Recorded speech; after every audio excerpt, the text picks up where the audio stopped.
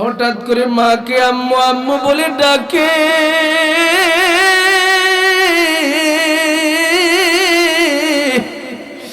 আমার নবীর মা আমার নবীর দিকে তাকায় কথা আর বলতে পারে না। নবী আমার উম্মে আইমানের দিকে তাকায় ডেকে ডেকে বলে, উম্মে আইমান,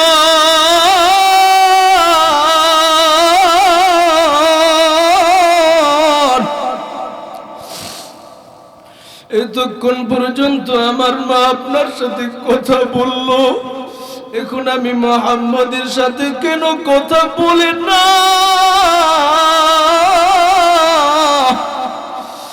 এরে মুমিন, উম্মে আইমান আবার চোখের পানিগুলো টপ টপ করে ছেড়ে দেয়, কান্না ভরা কণ্ঠ নিয়ে ডেকে ডেকে বলে, রে মুহাম্মদ,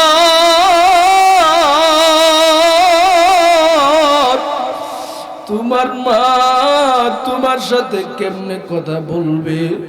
তোমার মা তো আমাদের সবাইকে ছেড়ে চিরতরে দুনিয়া থেকে বিদায়।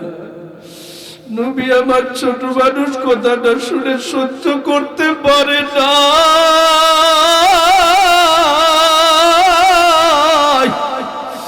6 বৎসরের বাচ্চার সামনে যদি তার মাও নাই, তার বাবাও নাই, নবী আবার আকাশের দিকে তাকায় ডেকে ডেকে বলে, নগো দয়ার মালিক,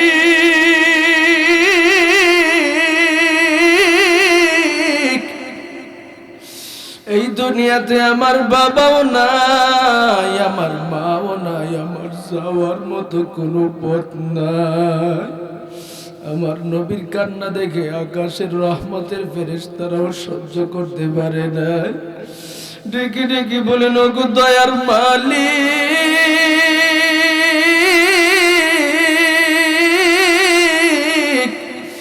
আপনার হাবিবকে এত বড় পরীক্ষার সম্মুখীন করলে, তার বাবা নাই, এখন তার মাও নাই, যাবে কই?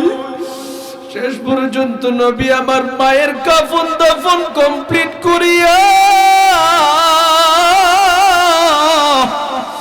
মক্কা নগরীতে উপস্থিত হয়ে যায়।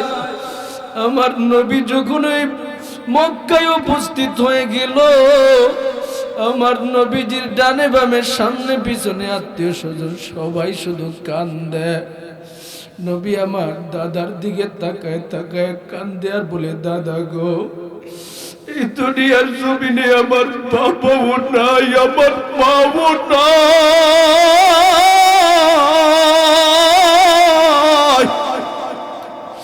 ও দাদা, এই দুনিয়াতে আমার যাওয়ার মতো কোনো পথ নাই। মক্কা নগরীতে মরুভূমির ধুলি বালি দিয়ে আমার শরীর যখন ভরে যেত, আমার মা কত সুন্দর করে আমার শরীরটাকে পরিষ্কার করে দিত। ও দাদা, এখন আমার মা নাই, আমি কার কাছে যাব? কে আমাকে গোসল করাবে? ও দাদা, এখন থেকে আমার মায়ের গলায় ধরে আমি ঘুমাতে পারবো না।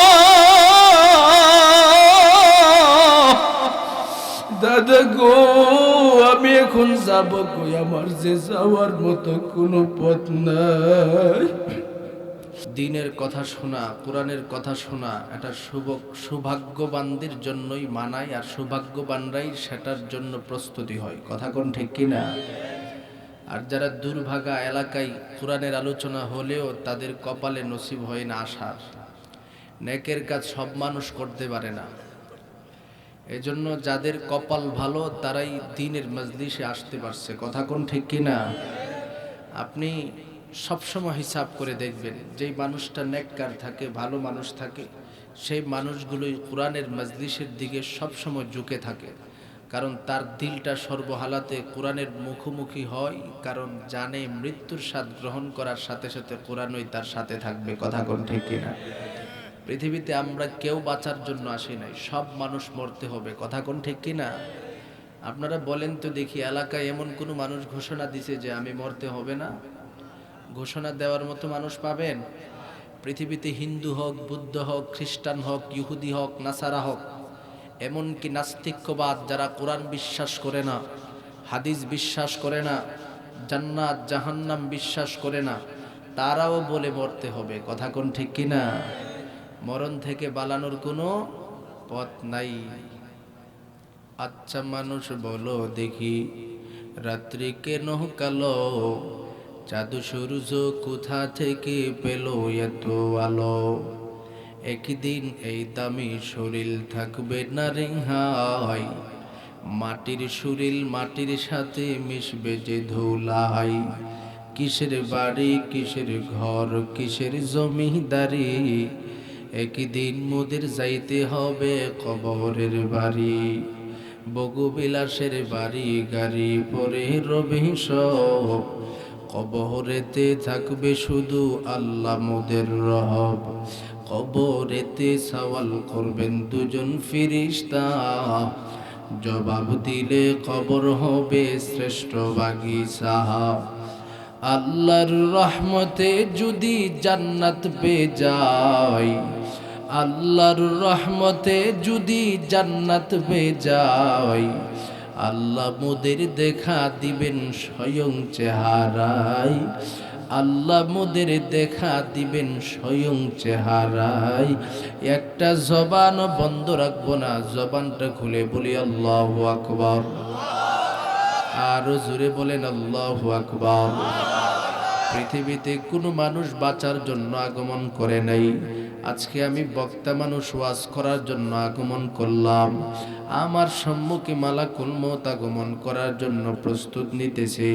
হঠাৎ করে আমার চক্ষুটা কখন বন্ধ হয়ে যায় আমার জানা নাই। আপনি বয়ান শোনার জন্য আগমন করেছেন, আপনার সম্মুখে কখন মালাকুল মউত আগমন করে আপনারও জানা নাই। এই জন্য আল্লাহ পাক বলে দিছে, বান্দা দুনিয়ার কোথাও গিয়ে যদি তুমি পালায়াও থাকো, আমি রবের পাকড়াও থেকে তুমি বাঁচতে পারবে না। আইনামা তাকুনু ইউদরিকুমুল মাউত ওয়ালাউ কুনতুম ফি বুরুজিম মুশাইয়াদা। মরণ থেকে যতই পালাও, মরণ তোমায় লইবে ঘিরে। যদিও সুদূর আকাশ পানে লুকাও সেথায় লাগিয়ে সিঁড়ি। এ দুনিয়া মিছে বলে ভাই শুধু আশার খেলা ঘর। চোখ বুঝিলে দেখবি রে মন, কে আপনার কে বাপর। কোথা থেকে আগমন কোথায় যেতে হবে রে, কে আনিল কি কারণে জানা নাই ভবেতে। নদীর পার ভাঙ্গে ও পার ঘরে, এই তো নদীর খেলা। সকাল বেলার ধনী রে তুই, ফকির সন্ধ্যা বেলা। নদী পথে নৌকা চালাও ওরে মাঝি ভাই। বেলা ডুবার আগে আমি উবার উড়তে চাই। ডুবে গেলে বেলা রে আর উঠে না, ভেঙে গেলে মেলা রে আর জমে না। এরে মুমিন, আজকে যে সুন্দর মেলার মধ্যে আমরা আছি, আমার আত্মীয় স্বজন পাড়া প্রতিবেশীর ডানে বামে অনেক মানুষ, অভাব নাই অভাব নাই। আমার ডান দিকে তাকালে সন্তান পাই, বাম দিকে তাকালে সন্তান পাই, সামনে তাকালে বিবি পাই, পিছনে মানুষের অভাব নাই, শুধুমাত্র মানুষ আর মানুষ। যখন আমার চক্ষুটা বন্ধ হয়ে যাবে, আমার সাথে কোনো মানুষ কবরে যাওয়ার প্রস্তুতি নেবে না। আমার সন্তান আমি বাবাকে ছাড়া একটা মুহূর্তের জন্য থাকতে পারে না, অথচ আমি চক্ষুটা বন্ধ হয়ে যাওয়ার সাথে সাথে আমার সন্তান আমি বাবার সাথে যাওয়ার জন্য প্রস্তুতি নেবে না রে মুমিন। আজকে আমার জীবনের সময়টা এলাই ঘেলাই নষ্ট করে দিচ্ছি। এই জন্য আমার নবীজি পরিষ্কার ভাষায় ঘোষণা দিয়েছেন, ওয়া হায়াতাকা ক্বাবলা মাউতিক, দুনিয়াতে যতদিন পর্যন্ত থাকবা তোমার হায়াত নামক মহান দৌলতটাকে মরণ নামক সময় আগমন করার পূর্বে গনিমত মনে করো। হায়াতটাকে তুমি কাজে লাগাও। এর পরিচং কুমিল্লার মুসলমান ভাই, আজকে এখানের মধ্যে দিনের কথা হইতেছে, কোরআনের আলোচনা হচ্ছে, নবীর মহাব্বতের কথা হবে, কোরআনের সঠিক সঠিক যত বিধান আছে তোমাদের সম্মুখে উপস্থাপন করা হবে। তোমার হায়াতটাকে যদি তুমি কাজে লাগাতে চাও, যদি বাড়িতে অবসর থাকিয়া থাকো, আমার মালিকের জন্য সময়টাকে কাজে লাগাও। যত সময় রবের জন্য মুমিন বান্দা কাজে লাগাবে, ততই আমার মালিকের দরবারে সময়টা মাকবুল হতে থাকবে। সুবহানাল্লাহ। এই জন্য মাহফিলের মধ্যে আসতে পারলে ফায়দা আছে না নাই? মরণের খুরাক, আমি মৃত্যুর পরে যে সমস্ত খুরাকের প্রয়োজন সেটা মাহফিল থেকে আমরা আঞ্জাম দিতে পারবো। কথা কোন ঠিক কিনা? আজকে আমি আপনাদের সম্মুখে আল্লাহর কালাম থেকে 114টি সূরা থেকে 2 নম্বর সূরা সূরাতুল বাকারার 83 নম্বর আয়াত তেলাওয়াত করেছি।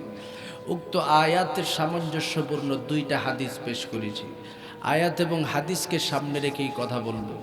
আল্লাহ পাক পরিপূর্ণভাবে আমাকে বুঝিয়ে আপনাদের সম্মুখে উপস্থাপন করার তৌফিক দান করেন। সকলে বলুন আমিন। তেলাওয়াতকৃত আয়াতের ব্যাখ্যামূলক আলোচনা যখন আমরা একের পর এক শ্রবণ করব, তখন ভালো করে বুঝতে পারবো এখানে কি বর্ণনা করা হয়েছে। এই আয়াতের ব্যাপারে আমাদের বুজুর্গানে দিন যারা তাফসীর করেছেন ওনারা বলেন, সূরাতুল বাকারার 83 নম্বর আয়াতের মধ্যে রবের পক্ষ থেকে মানব জাতির জন্য যে বিধান দেওয়া হয়েছে, এই বিধানগুলো যদি মানুষের ব্যক্তিগত জীবন, ফ্যামিলিগত জীবন, সামাজিক জীবন, রাষ্ট্রীয় জীবনের মধ্যে পরিপূর্ণভাবে রাখতে পারে, আল্লাহ পাক ব্যক্তিগত জীবন থেকে নিয়ে রাষ্ট্রীয় জীবন পর্যন্ত প্রত্যেকটা মানুষের প্রত্যেকটা জায়গায় শান্তির ফায়সালা করে দিবেন। সুবহানাল্লাহ। পৃথিবীতে এমন কেউ আছে যে শান্তি চায় না? একটা ছোট বাচ্চাকেও যদি জিজ্ঞাসা করেন, সেও বলবে শান্তি চাই। কথা কোন ঠিক কিনা? একটা পাগলকেও যদি জিজ্ঞাসা করেন, সেও বলবে শান্তি চায়। সুতরাং শান্তি চাইলে শান্তির বিধান মোতাবেক নিজের জীবনটাকে পরিচালনা করতে হবে। আজকে আমার তেলাওয়াতকৃত আয়াতের ব্যাখ্যা আলোচনা যখন আপনারা শুনবেন, বুঝতে পারবেন এখানে কোন কোন বর্ণনাটা আসছে। আমার তেলাওয়াতকৃত আয়াতের মধ্যে রবের পক্ষ থেকে বান্দাদেরকে বলেন, বান্দা তুমি যদি শান্তির ফায়সালা পেতে চাও, আমি রবের 3টা হক এখানে বর্ণনা করেছি, সেটা তোমরা আদায় করো। বাকি মানুষের জন্য 5টা হক আমি আল্লাহ পাক বর্ণনা করেছি, সেটাও তোমরা আদায় করো। সর্বমোট 8টা হকের উপরে আল্লাহ পাক আমার তেলাওয়াতকৃত আয়াতে আলাদা আলাদাভাবে বর্ণনা দিয়েছেন। প্রতিটা হক অত্যন্ত গুরুত্বপূর্ণ। প্রতিটা হক আমরা গুরুত্বের সাথে শ্রবণ করব। রাজি আছি তো ইনশাআল্লাহ? এই বিধানসমূহ শুধুমাত্র আমাদের মতো উম্মতে মুহাম্মদীদের জন্যই আল্লাহর পক্ষ থেকে দান করে নাই। এই বিধানসমূহ উম্মতে বনী ইসরাঈলদের জন্য রবের পক্ষ থেকে দেওয়া হয়েছিল।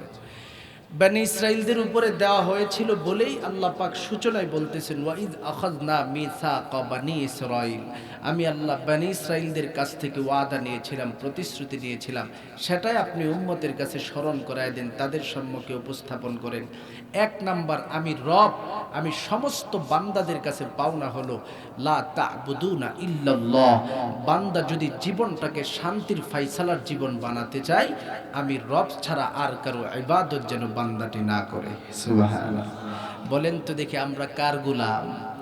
আরো জোরে বলেন, কার গোলাম? আল্লাহর গোলাম। সুতরাং আল্লাহর গোলাম যারা, তারা কি অন্য কারো ইবাদত করতে পারে? বলেন তো দেখি, গোলামি করব কার? এই জন্য আল্লাহ পাক আমার তেলাওয়াতকৃত আয়াতের মধ্যে বলেন, বান্দা তুমি যদি দুনিয়ার জীবনের মধ্যে শান্তির ফায়সালা পেতে চাও, 1 নম্বরে আমি রবের পক্ষ থেকে ঘোষণা দিতেছি, আমি রবের হক তুমি আদায় করো। সেই হকটা তুমি কেমনে আদায় করবা? লা তা'বুদুনা ইল্লাল্লাহ, আমি আল্লাহ ছাড়া আর কারো ইবাদত করতে পারবা না। তোমার জীবনটাকে আমি মালিকের ইবাদতের মাধ্যমে সুসজ্জিত করো। অর্থাৎ তুমি যা কিছু করবা সব কিছু আমি আল্লাহর জন্য করবা।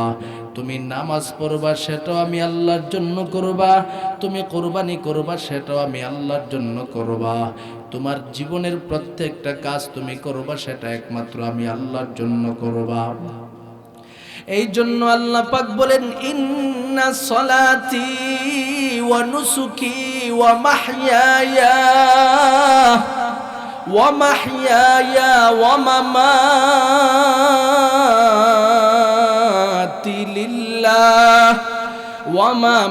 মামাতি লিল্লাহি রাব্বিল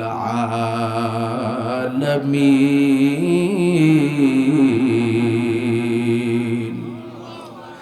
আল্লাহ পাক বলেন, বান্দা দুনিয়াতে তুমি যদি আবেদ হিসাবে আমি রবের সম্মুখে তোমার নামটাকে লিপিবদ্ধ করাতে চাও, এক নম্বরে তোমার নামাজের ঘোষণা দিতে হবে আমি আল্লাহর জন্য নামাজ পড়ি।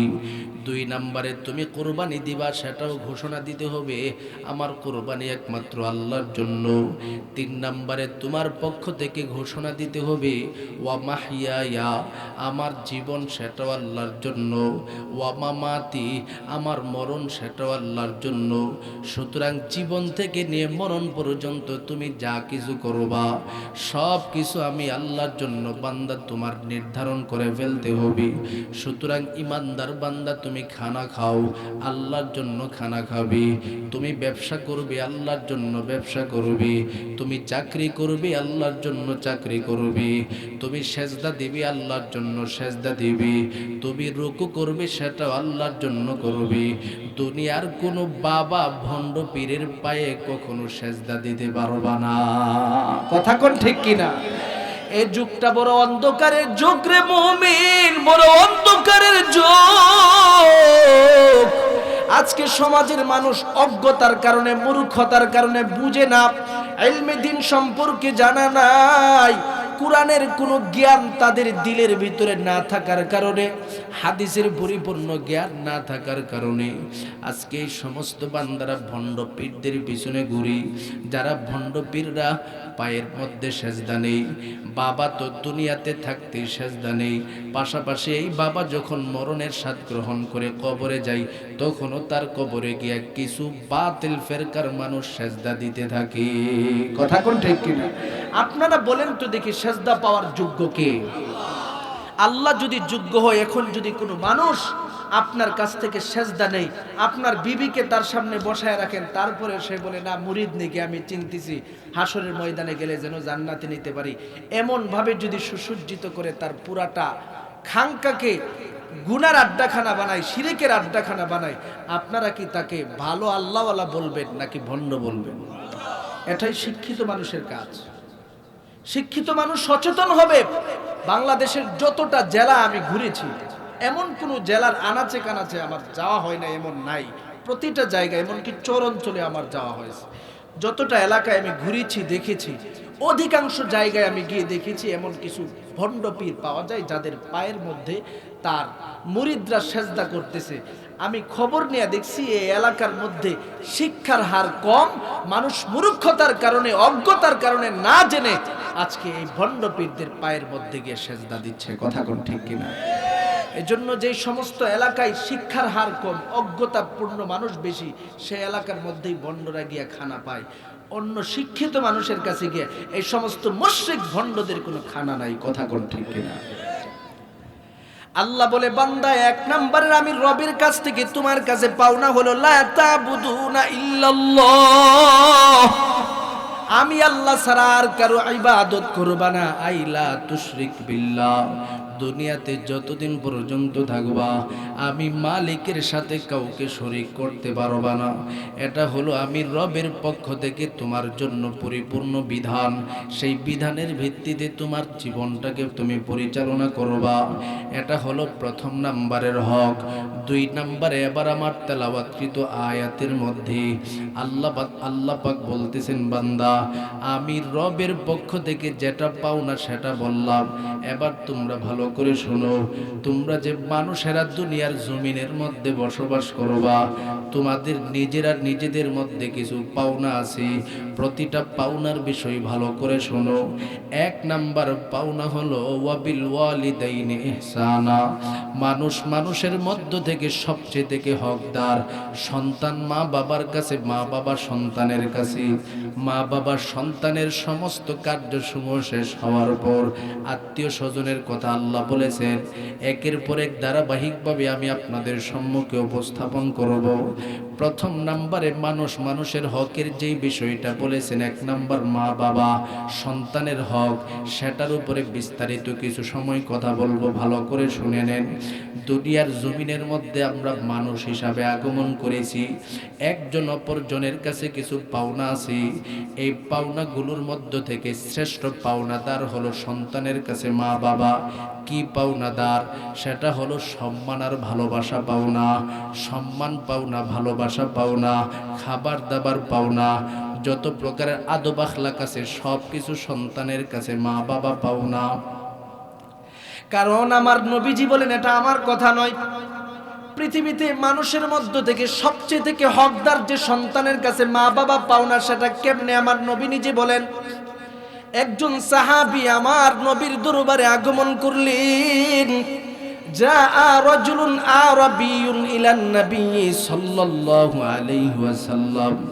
একজন গ্রাম্য সাহাবী নবীর দরবারে আগমন করলেন। আবু হুরায়রা রাদিয়াল্লাহু তাআলা আনহু থেকে হাদিস বর্ণিত, বুখারী মুসলিমের মধ্যে হাদিসটা এসেছে। আবু হুরায়রা বলেন, আমরা একদিন নবীজির চতুর্দিকে বসা ছিলাম। আজকে আপনারা যেমন ময়দানের মধ্যে বয়ান শুনতে বসে বসে রয়েছেন, এইভাবে নবীজি কথা বলতেন, সাহাবায়ে কেরামরা শুনতেন, ঠিক আপনাদের মতোই নিজামটা ছিল। হঠাৎ করে আমার নবীর সম্মুখে একজন সাহাবী আগমন করলেন।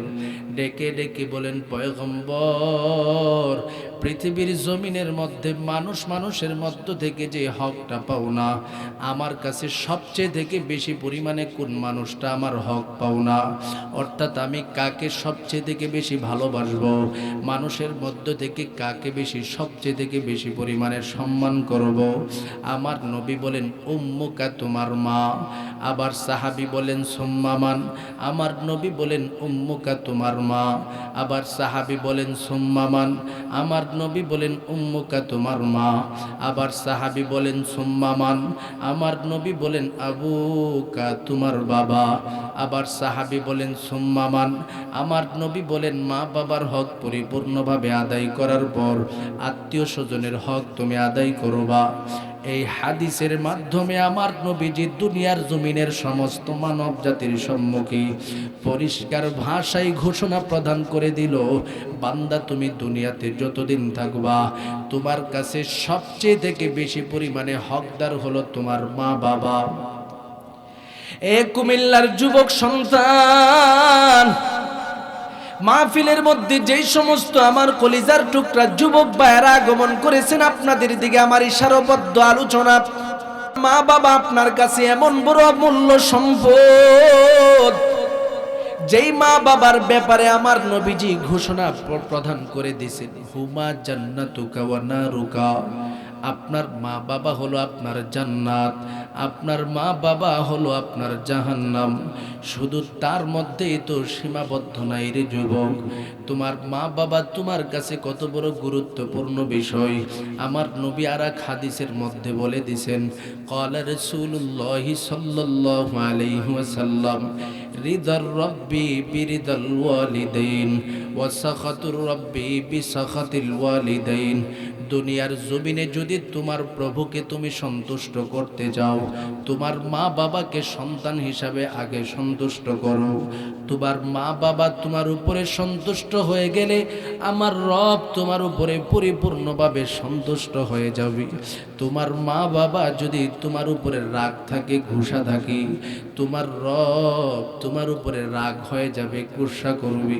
সুতরাং দুনিয়া থেকে যদি মা বাবাকে সম্মান করে, মা বাবাকে সন্তুষ্ট করে দুনিয়া থেকে বিদায় হতে চাও, তাহলে মা বাবার ভালোবাসা নিয়া রবের সন্তুষ্ট নাও, রবের পক্ষ থেকে সন্তুষ্ট পাও। শুধু তার মধ্যেই তো সীমাবদ্ধ নয়। আমার নবীজি আরেক হাদিসের মধ্যে বলেন, ক্বালা রাসূলুল্লাহি সাল্লাল্লাহু আলাইহি ওয়াসাল্লাম, আল জান্নাতু তাহতা কুদামিল উম্মাহাত। তোমার মা বাবার পদতলে রবের পক্ষ থেকে জান্নাত নির্ধারিত করা হয়েছে। এরে যুবক সন্তান,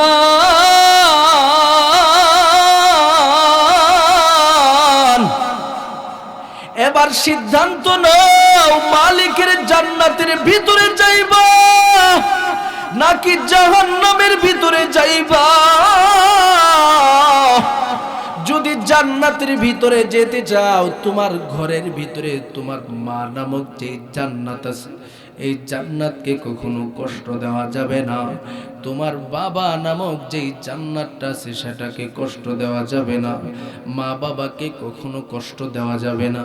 মা বাবার সাথে সর্বোচ্চ ভালোবাসার মুআমালা করবে। এটা হলো তোমার উপরে সর্বহালাতে হক। কেমন মুআমালা করবে রে যুবক? তোমার ব্যবহারের পদ্ধতিটা কেমন হবে ভালো করে শুনে নাও।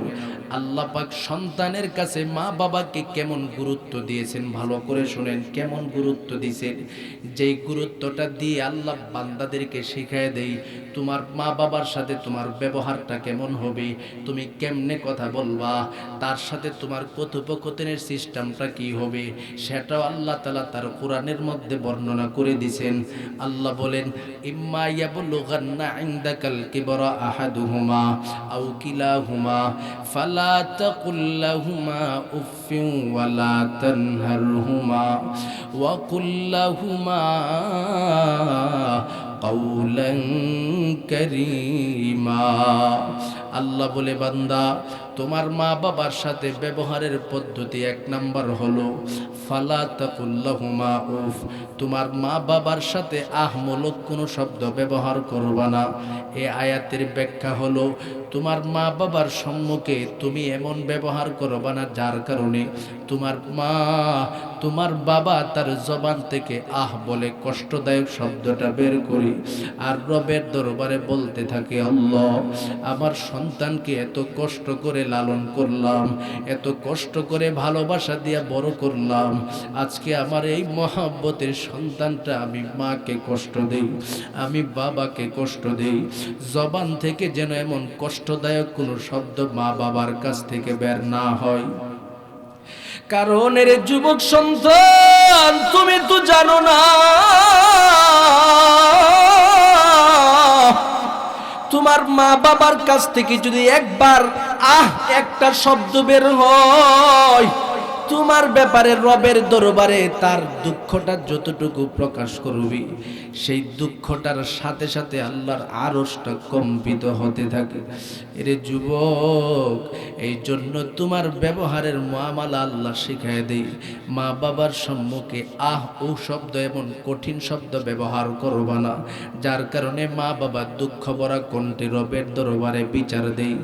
2 নম্বরে তোমার মা বাবার সাথে ব্যবহারের পদ্ধতি হলো ওয়ালা তানহারহুমা।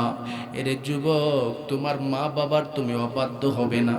মা বাবা যেভাবে বলবে তোমার জীবন সেভাবে তুমি পরিচালনা করবে। এটা রবের পক্ষ থেকে তোমাকে নির্দেশনা। 3 নম্বরের পদ্ধতি হলো ওয়াকুল্লাহুমা কাউলান কারীমা। তোমার মা বাবার সাথে কথা বলার পদ্ধতি হলো কাউলে কারীম, সম্মানজনক পদ্ধতিতে কথা বলবা।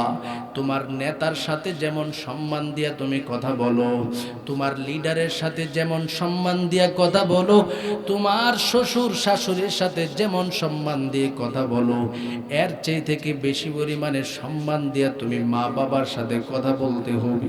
অথচ বর্তমান যুগের যুবক সন্তানের দিকে তাকালে দেখা যায় বিবাহটা করার পর থেকে মহাব্বতের মা বাপ ভুলে যায়, শ্বশুর শাশুড়ে তাদের বড় সম্মানের পাত্র হয়ে যায়, নিজের বিবিটা বড় মহাব্বতের পাত্র হয়ে যায়। এরে যুবক, আমার রবের পক্ষ থেকে যেই সুসংবাদ দেওয়া হয়েছে তোমার বিবির ব্যাপারে দেওয়া হয় নাই, তোমার শ্বশুর শাশুড়ির ব্যাপারে দেওয়া হয় নাই, আমার রবের ব্যাপারে তোমার জন্য সুসংবাদ দেওয়া হয়েছে। মা বাবার দিকে হাসি মুখে তাকায় কথা বললে হজ্জে বাইতুল্লাহর সওয়াব তোমার আমলনামায় চলে আসবে। সুবহান। কাবা ঘরের দিকে তাকালে যে সওয়াব হবে, মা বাবার দিকে হাসি মুখে তাকায় কথা বলবে। সুবহান। অথচ এই যুগের যুবক সন্তান মা বাবাকে কষ্ট দেয়, এই যুগের যুবক সন্তান মা বাবার সাথে হাসি মুখে কথা বলতে পারে না, আনন্দের সাথে কথা বলতে পারে না। মা বাবা যদি জিজ্ঞাসা করে এর সন্তান সারাটা রাত কোথায় ছিলে, জবাব দেই গালি দেই, গালির পর গালি দেই, মা বাবাকে তুই তা শব্দ ব্যবহার করে। এরে যুবক সন্তান, রবের পক্ষ থেকে তোমাকে শিখায় দিছে মা বাবার সাথে তুমি এমন ভাবে শব্দ চয়ন করবা যেই চয়নটা পৃথিবীর জমিনের সবচেয়ে থেকে সম্মানজনক শব্দ চয়ন হয়। অথচ বড় দুঃখের সাথে বলতে হয় মা বাবার সাথে সম্মানের সাথে যুবক সন্তানেরা কথা বলতে পারে না। এই জন্য আল্লাহ বলেন, বান্দা দুনিয়াতে মানুষের হকের মধ্য থেকে শ্রেষ্ঠ হক সন্তান মা বাবার সাথে সদাচরণ করবি। এবার এই আলোচনার প্রাসঙ্গিক আর একটা বিষয় বুঝে নেই। মা বাবার কে সম্মান করা সন্তানের জন্য যেমন দায়িত্ব রয়েছে, পাশাপাশি মা বাবার উপরেও সন্তানের ব্যাপারে কিছু হক রয়েছে। সেটাও মা বাবাদেরকে আমার পক্ষ থেকে কিছু নসিহত করে যাই। এ পর্দার অন্তরালের মা, এ যুবক ভাই ও বৃদ্ধ বাবারা যাদের সন্তান জন্মগ্রহণ করবি, যাদের সন্তান আগমন করবি, অথবা ভবিষ্যতে বিবাহ করার জন্য যারা সিদ্ধান্ত নিয়েছেন, সবার কাছে আমার পক্ষ থেকে নসিহতটা ভালো করে শুনুন। দুনিয়াতে আপনার সন্তান আগমন করার পর এই সন্তানের আপনার উপরে কিছু হক আছে, আপনার উপরে কিছু হক আছে। পর্দার অন্তরালের মা বোনদের কাছে আমার পক্ষ থেকে নসিহত ভালো করে শুনে নেন। গুমা, দুনিয়ার জমিনে কতদিন বাঁচবেন আপনার জানা নাই। সন্তান একটা নেককার বানায় যান, সন্তানের হক পরিপূর্ণভাবে আদায় করেন। কেমন ভাবে হকগুলো আপনি মা হিসাবে, আপনি বাবা হিসাবে আদায় করবেন, প্রতিটা পদ্ধতি আমার নবীজি আমাদের সবাইকে শিখিয়ে গেছেন। আমার নবী বলেন, মায়ের ঘর থেকে যখন একটা সন্তান জন্মগ্রহণ করবে, সন্তানটার উপরে মা বাবার উপরে হক হয়ে যায়। প্রথমত সন্তানকে ডান কানে আজান, বাম কানে একামতের মাধ্যমে রিসিভ করে নিবি। 2 নম্বরে মা বাবার উপরে হক হলো, সন্তান যখন 7 দিনে উপনীত হয়ে যাবে, সন্তানটার আকিকা করবে। যদি মা বাবার সম্পদ থাকে, ছেলে সন্তানের জন্য 2টা ছাগল দিয়ে আকিকা করবে, মেয়ে সন্তানের জন্য একটা ছাগলের মাধ্যমে আকিকা করবে। অতঃপর এই দিবসের মধ্যে সন্তানের সুন্দর একটা নাম রাখতে হবে, কারণ সন্তানের নাম একটা গুরুত্বপূর্ণ বিষয়। শরীয়তে ইসলামের মধ্যে সন্তানের নাম, আমার নবীজি সন্তানের নাম রাখার ব্যাপারে এমন গুরুত্ব দিয়েছে, যার কারণে হাদিস শরীফে কেমন ভাবে নাম রাখতে হবে, কোন নামটা আল্লাহর কাছে পছন্দনীয় সেটাও বর্ণনা করে দিয়ে গেছেন। সুবহানাল্লাহ। এই জন্য সন্তানের নামের প্রভাব সর্বহালাতে সন্তানের উপরে পড়ে, দুনিয়াতেও নামের প্রভাব পড়ে, হাসরের ময়দানেও পড়ে। এই জন্য সন্তানের নাম এমন একটা সুন্দর নাম রাখতে হবে যেই নামটা আল্লাহর কাছে বড় পছন্দনীয়, পাশাপাশি নবীর কাছেও বড় পছন্দনীয়। এবার বুঝার বিষয় হলো সন্তানের নামটা আল্লাহর কাছে কোন নাম পছন্দনীয়, নবীর কাছে কোন নাম পছন্দনীয়। আমার নবীর দরবারে সাহাবা একরামের জামাত উপস্থিত হইয়া ডেকে ডেকে বলেন, ইয়া রাসূলুল্লাহ, ইয়া হাবিবাল্লাহ, আমাদের সন্তানের নাম আল্লাহর কাছে সবচেয়ে থেকে কোন নামটা প্রিয়? আমার নবী বলেন, আব্দুল্লাহ, সেটা হলো আল্লাহর কাছে বড় প্রিয় নাম। 2 নাম্বার হলো আব্দুর রহমান, সেটাও আল্লাহর কাছে বড় প্রিয় নাম। সাহাবা একরামরা বলেন, অতঃপর কোন নামটা পছন্দনীয়? আমার নবী বলেন সাম্মু বিআসমাইল আম্বিয়া, তোমরা তোমাদের সন্তানের নামগুলো নবীগণের নামের সাদৃশ্যপূর্ণ করে রাখো। তোমাদের সন্তানের নাম মুসা রাখো, তোমাদের সন্তানের নাম ঈসা রাখো, তোমাদের সন্তানের নাম ইয়াহইয়া রাখো, তোমাদের সন্তানের নাম ইদ্রিস রাখো, তোমাদের সন্তানের নাম জাকারিয়া রাখো, তোমাদের সন্তানের নাম ইব্রাহিম রাখো, তোমাদের সন্তানের নাম ইয়াকুব রাখো, তোমাদের সন্তানের নাম আইয়ুব রাখো। এবং নবীগণের নামের মতো মতো করে করে সন্তানের নামগুলো রাখো। যদি সন্তানের নামটা নবীগণের মতো হয়, সন্তানের নামটা আব্দুল্লাহ আব্দুর রহমান জাতীয় হয়, অর্থাৎ আল্লাহর পছন্দনীয় নামের অন্তর্ভুক্ত হয়, এই নামের প্রভাব সন্তানের দুনিয়াতেও পড়বে, আখিরাতেও পড়বে। দুনিয়াতে পড়ার পদ্ধতি হলো সন্তানটা এত সহজে বেয়াদব হবে না, নবীর আখলাকদেরকে, নবীর আখলাক সমূহকে ধরে ধরে তার জীবন পরিচালনা করবে। এই সন্তানের নামটা হাসরের ময়দানের মধ্যে কেমন প্রভাব পড়বে ভালো করে শুনে নেন। সন্তানের নামের প্রভাব, আমার নবীজি বলেন কোনো একটা মানুষের নাম যদি আব্দুল্লাহ অথবা আব্দুর রহমান থাকে, এই ব্যক্তিটার নামটা হাসরের ময়দানের মধ্যে কেমন প্রভাব পড়তে পারে রে বান্দা। যখন একটা সন্তানের নাম আব্দুল্লাহ থাকবে, এই গুনাহগার বান্দাটা যদি কোনো সময় জাহান্নামীদের অন্তর্ভুক্ত হয়ে যায়, হঠাৎ করে দেখা যাবে তাকে জাহান্নামের শিকল বাঁধিয়া জাহান্নামের দিকে যখন নিক্ষেপ করার জন্য ফেরেশতারা নিতে থাকবে, হঠাৎ করে তাকে নাম জিজ্ঞাসা করা হবে, এরে আল্লাহর বান্দা জবাব দাও, জবাব দাও, জবাব দাও, তোমার নামটা কি, তোমার নামটা কি? সাথে সাথে ব্যক্তিটা যখন বলবে আমার নাম আব্দুল্লাহ, আমার নাম আব্দুর রহমান, কথাটি শোনার সাথে সাথে ফেরেশতার পক্ষ থেকে রবের দরবারে বলবে আল্লাহ, এমন একজন বান্দাকে জাহান্নামের আগুনের মধ্যে জ্বালানোর জন্য আপনি পাঠাইছেন, যেই বান্দার নামের সাথে আপনি রবের নামের সংযুক্ত বিদ্যমান গো আল্লাহ, যেই ব্যক্তিটার নামের সাথে আপনি রবের রহমান নামের নামটা বিদ্যমান রয়েছে গো প্রভু, আমার আল্লাহ কথাটি শোনার সাথে সাথে ডেকে ডেকে বলবে ফেরেশতাদের দল, আমার এই বান্দাটার নাম যেহেতু আমি মালিকের সাথে সম্পৃক্তপূর্ণ, আমি আল্লাহর পক্ষ থেকে ঘোষণা প্রদান করে দিলাম, আমার বান্দার জীবনের সব গুনাহ খাতা মাফ করে দিয়া জান্নাত নামক নিয়ামতের টিকিটটা দান করে দিলাম। সুবহানাল্লাহ, আর জোরে আওয়াজ দিয়ে বলেন সুবহানাল্লাহ। নামের প্রভাব, আল্লাহর দয়ার সাগর যদি সেই সময় থাকে, নামের ওসিলা দিয়ে অনেক মানুষ জান্নাতে চলে যাবে। সুবহানাল্লাহ। অথচ আমাদের সন্তানের নাম হিন্দুদের সাদৃশ্যপূর্ণ করে রাখি, খ্রিস্টানদের সাদৃশ্যপূর্ণ করে রাখি, যত মডার্ন নাম আছে আমরা উপস্থাপন করতে চাই। না বান্দা, মডার্ন নাম আপনাকে দুনিয়া আখিরাতে সফলতা দিবে না, ধর্মীয় নাম আপনার সন্তানকে দুনিয়াতেও সফলতা দিবে, আখিরাতেও সফলতা দিবে। কথা কোন ঠিক কিনা? এই জন্য সন্তান পৃথিবীতে আগমন করার পর সন্তানের জন্য 3 নাম্বারের হক হলো আকিকা করার পর সন্তানের ব্যাপারে সুন্দর একটা নাম রাখতে হবে।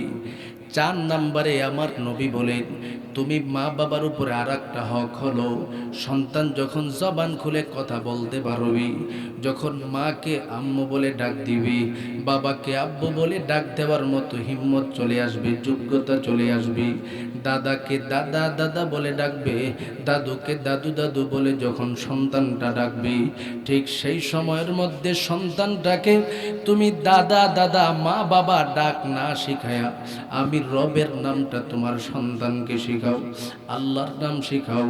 সন্তানকে কুলে নিয়ে সর্বহালাতে আল্লাহ আল্লাহ আল্লাহ আল্লাহ।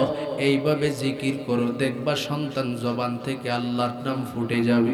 অথবা তাওহীদে কালিমাতুল্লাহ সন্তানের সম্মুখে তুমি উপস্থাপন করো, রবের নামের তাওহীদের পরে তাওহীদ তুমি পড়তে থাকো।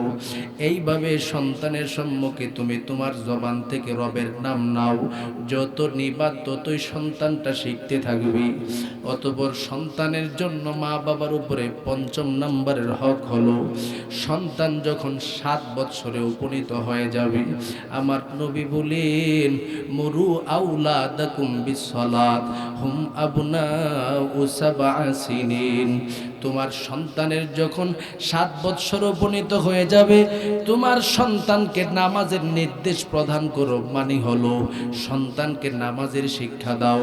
সন্তান নামাজ পড়ার জন্য যত শিক্ষা আছে সবগুলো দিতে থাকো। সন্তানকে কোরআন শেখাও, যেন নামাজের মধ্যে তেলাওয়াত করতে পারে। সন্তানকে দরুদ শেখাও, যেন নামাজের মধ্যে পড়তে পারে। সন্তানকে রুকুয়ের তাসবিহাত শেখাও, সন্তানকে সেজদার তাসবিহাত শেখাও। এইভাবে যত ধর্মীয় শিক্ষা আছে 7 বছর বয়স থেকে সন্তানকে তুমি দিতে থাকো। এইভাবে সন্তানকে যদি পরিপূর্ণভাবে তুমি বড় করতে পারো, আমার নবী বলেন এই সন্তানটা মা বাবার কাছে নেককার সন্তানে রূপান্তরিত হয়ে যাবে। সুবহানাল্লাহ। একটা নেককার সন্তান পাওয়া যে কত কঠিন। আমরা তো মনে করি বাচ্চা জন্ম হয়েছে, বাস লালন পালন করব, সোজা বিষয়, বড় করে ফেলবো, শেষ, আর কোনো কাজ নাই। এই সন্তানটাকে আপনি সুসন্তানে রূপান্তরিত করলে, নেককার সন্তানে রূপান্তরিত করলে দুনিয়াতেও আপনার ফায়দা, আখিরাতেও আপনার ফায়দা। দুনিয়াতে কেমন ফায়দা? এই সন্তানের মাধ্যমে মা বাবা কখনো বেয়াদবির আশা করতে পারে না। এই সন্তানের মাধ্যমে কখনো মা বাবা বৃদ্ধাশ্রমের যাওয়ার আকাঙ্ক্ষা আশা পর্যন্ত করতে পারে না। কথা ঠিক কিনা? এই সমাজের মধ্যে যতটা মা বাবা বৃদ্ধাশ্রমের সম্মুখীন হয়েছেন, গিয়ে দেখবেন সন্তানকে ধর্মীয় শিক্ষা না দেওয়ার কারণে সন্তানের দিলটা আল্লাহ থেকে বিমুখ, নবীর মহাব্বত থেকে বিমুখ। যার কারণে এই বিমুখতার কারণে সন্তানের দিলটা ইহুদি খ্রিস্টানদের মতো হয়ে গেছে, পশ্চিমাদের মতো হয়ে গেছে। পশ্চিমারা যেমন মা বাবার সম্মান করতে জানে না, এই যুগের কিছু ধর্ম থেকে বিমুখ সন্তানগুলো মা বাবাকে সম্মান করতে পারে না। যার ফলে মা বাবা বৃদ্ধা হয়ে গেলে বৃদ্ধাশ্রম দেখায় দেয়। কথা কোন ঠিক কিনা? খবর নিয়ে দেখেন, বাস্তবতার সাথে মিলে নেই। খবর নিয়ে দেখেন যতটা মা বাবা বৃদ্ধাশ্রমে আছে, একটা মা বাবা তার সন্তানের পরিপূর্ণ হক ধর্মীয় ক্ষেত্রে যতটুকু আদায় করার প্রয়োজন ছিল সেটা আদায় করে নাই। যার কারণে আজকে এই মা বাবাগুলি বৃদ্ধাশ্রমে বসবাস করছে। এই জন্য আমি মা বোনদেরকে বলবো, সন্তানটাকে যদি নেককার বানাতে চান, সন্তানের পরিপূর্ণভাবে হক আদায় করেন। সন্তানের ধর্মীয় যত হক আছে প্রতিটা হক পরিপূর্ণভাবে আপনি আদায় করেন। এটা আপনার উপরে জরুরি, এটা রবের পক্ষ থেকে আপনাকে বিধান। আর যদি এই বিধানের ভিত্তিতে নিজের জীবনটাকে আপনি পরিচালনা করতে পারেন, দুনিয়াতে আপনি মা বাবা যেমন সফলতা পাবেন, সন্তানের কাছ থেকে বেয়াদবির আশা করতে পারবেন না। পাশাপাশি আখিরাতের জিন্দেগিতেও আপনি মা বাবা বড় সফলতা পাবেন। আপনি মা বাবার জন্য রবের কাছে আপনার সন্তান সর্বহালাতে দোয়া করবে। কবরে গিয়াও সন্তানের কাছ থেকে আপনি নেকের আশা করতে পারবেন। সুবহানাল্লাহ। কবরে ঘুমায় আছেন, সন্তানের পক্ষ থেকে সওয়াবের ভান্ডার যেতে থাকবে, ভান্ডার যেতে থাকবে। কারণ একটা নেককার সন্তান বানায় গেছেন, তার নামাজের সওয়াব আপনার কবরে যাবে, তার কোরআন তেলাওয়াতের সওয়াব আপনার কবরে যাবে। আজকে যে নেককার সন্তানগুলো মাহফিলে আসছে, এই মাহফিলে আসার সওয়াবও মা বাবার কবরে যাবে। সুবহানাল্লাহ। তার একটা উদাহরণ নবীর হাদিস থেকে দিব, বানায় বলবো না, আল্লাহর নবীজি বলে দিয়েছেন কিভাবে কবরে যায়। قال رسول الله صلى الله عليه وسلم إذا مات بني آدم انقطع عنه عمله إلا من ثلاث من صدقة جارية أو علم ينتفع به أو ولد صالح يدعو له। আমার নবী রাহমাতুল লিল আলামিন বলেন, যখন একটা মানুষ দুনিয়া থেকে বিদায় হয়ে যায়, কবরবাসীদের অন্তর্ভুক্ত হয়ে যাওয়ার সাথে সাথে ব্যক্তির যত আমলের দরওয়াজা আছে সব কিছু বন্ধ হয়ে যায়। ব্যক্তির নামাজের সওয়াব আর জীবনে তার কবরে যাবে না, ব্যক্তির রোজার সওয়াব আর জীবনে কবরে যাবে না, ব্যক্তির কোরআন তেলাওয়াতের সওয়াব আর জীবনে ব্যক্তির কবরে যাবে না। তবে 3টা দরওয়াজা সর্বহালাতে খোলা থাকে। আপনি কবরে থাকবেন, এই 3টা রাস্তা যদি দুনিয়াতে থাকিয়া খুলে দিয়ে যেতে পারেন, কবরে 24টা ঘন্টা নেকের পরে নেক আপনার কবরে যেতে থাকবে। এরে মুমিন, সেই 3টা বিষয় কি হতে পারে? রাহমাতুল লিল আলামিন বলেন, 1 নাম্বার হলো বিন সাদাকাতিন জারিয়া। আপনি সদকায়ে জারিয়া করে দিয়া গেলেন, একটা মসজিদ বানায় গেছেন, অথবা কোনো মাদ্রাসা প্রতিষ্ঠা করে গেলেন, অথবা কোনো জনকল্যাণমূলক কাজ করে গেলেন। এলাকার বিশুদ্ধ পানি পান করার জন্য মানুষের জন্য একটা টিউবওয়েলের প্রয়োজন, একটা পানির কল টিউবওয়েল আপনি তাদের জন্য দিয়া গেলেন। অথবা এমন কি যদি এলাকার মধ্যে গাছের প্রয়োজন হয়, এমন কয়েকটা গাছ লাগাই দিয়ে গেলেন। এই গাছ থেকে মানুষ যতদিন ফল খাবে, টিউবওয়েল থেকে যতদিন মানুষ পানি পান করবে, মাদ্রাসা থেকে যতদিন কোরআনের শিক্ষায় শিক্ষিত হবে, মসজিদ থেকে যতদিন মানুষ নামাজের মাধ্যমে উপকার পাবে, প্রতিদিন প্রতিটা মুহূর্তে আপনার কবরের মধ্যে সব যেতে থাকবে। সুবহানাল্লাহ। এলাকায় মসজিদ বানায় গেছেন, ঠগেন নাই, ঠগেন নাই। এলাকার বৃদ্ধ মানুষ যারা দুনিয়া থেকে বিদায় হয়ে গেছেন, যেই মানুষগুলো মসজিদের মধ্যে সময় দিয়া গেছে, তাদের দিকে তাকায় দেখবেন তাদের কবরে মসজিদের সওয়াবের উপর সওয়াব কবরে যেতে থাকবে। এটা হলো 1 নাম্বারের পদ্ধতি। 2 নাম্বারে আমার নবী বলেন, আও ইলমিন ইয়ানতাফিউ বিহি। দুনিয়ার জমিনে আপনি এমন ইলম রেখে দিয়া গেছেন, একটা কোরআনের ছাত্র তৈরি করে দিয়ে গেছেন, 2টা কোরআনের ছাত্র তৈরি করে দিয়ে গেছেন। সেই কোরআনের ছাত্রটা নিজে যেমন কোরআনের শিক্ষায় শিক্ষিত হয়েছে, অপর ভাইকে পরিপূর্ণভাবে কোরআনের শিক্ষায় শিক্ষিত করলো, এই মানুষটার সব আপনার কবরের মধ্যে 24টা ঘন্টা যেতে থাকবে। আপনি যেই ছাত্রটাকে বানায় গেছেন, এই ছাত্র যতদিন থাকবে আপনার কবরে তার সব যাবে। ওই ছাত্রের ছাত্র যতদিন থাকবে তার সব আপনার কবরে যাবে। এইভাবে কিয়ামত পর্যন্ত যদি ছাত্ররা একের পর এক হতেই থাকে, কিয়ামত পর্যন্ত আপনার কবরে তার সব যেতে থাকবে। 3 নম্বরে আমার নবী বলেন, আওয়ালাদিন সালিহিন ইয়াদউ লাহু। এটা হলো আমার মৌলিক বিষয়। আমার নবী বলেন, আওয়ালাদিন সালিহিন ইয়াদউ লাহু। সন্তান যদি তার মা বাবার জন্য, নেক হায়াতের জন্য মা বাবার জন্য দোয়া করে, নেক সন্তান যদি তার মা বাবার জন্য দোয়া করে, সেই দোয়াটাও আমার মালিকের কাছে পৌঁছে যায়। প্রতিটা মুহূর্তে মুহূর্তে দোয়া করবে, মুহূর্তে মুহূর্তে মা বাবার কবরে যাবে। সন্তান যদি নামাজ পড়ে দোয়া করে, সেটাও তাদের কবরে চলে যাবে। সন্তান যদি আসরের নামাজ, জোহরের নামাজ এইভাবে নামাজ পড়ে পড়ে দোয়া করে, সেটাও মা বাবার কবরে যাবে। আজকে যেই সন্তানগুলো মাহফিলের মধ্যে আসে, শেষ দোয়া যখন মা বাবার জন্য করবে, সেটাও সেই মা বাবার কবরের মধ্যে যেতে থাকবে। সুবহানাল্লাহ, সুবহানাল্লাহ। আরো জোরে আওয়াজ দিয়ে বলুন সুবহানাল্লাহ। মা বাবার জন্য সন্তান যত দোয়া করবে ততই কবরে যাবে। তার একটা উদাহরণ ভালো করে শুনেন। শাইখুল হাদিস জাকারিয়া রাহমাতুল্লাহি আলাইহি, তিনি তার একটা গ্রন্থের মধ্যে তুলে ধরেছেন। তিনি বলেন, আল্লাহর কাছে সন্তান দোয়া করলে সেই দোয়াটা কেমনে কবুল হয়, কিভাবে মা বাবা পায়, তার উদাহরণ দিতে যায় তিনি বলেন, একজন বড় বুজুর্গ আল্লাহওয়ালা ছিলেন।